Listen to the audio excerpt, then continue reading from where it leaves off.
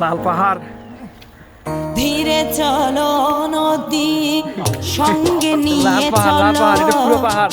বন্ধু আমার এখনই আমরা ছাদে ঘুরতে আসছি, ছাদে কত সুন্দর ভিউ, ঝড় হাওয়া কত সুন্দর ভিউ।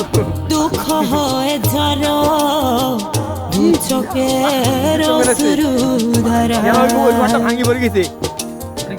ধীরে চলো নদী সঙ্গে নিয়ে চলো, পুরো পাহাড় কাছে আসছে, পুরো পাহাড়। বন্ধু আমার এখনই রসায়, ঝড় হাওয়া মনেরই দুঃখ হয়ে ঝড়ো